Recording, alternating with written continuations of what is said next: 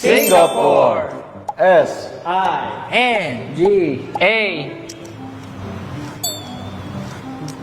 P-O-R-E Singapore.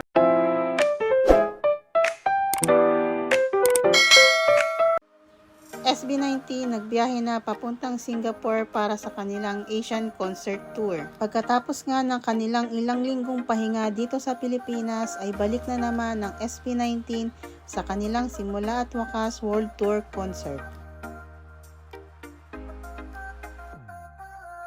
It's been a while, Singapore.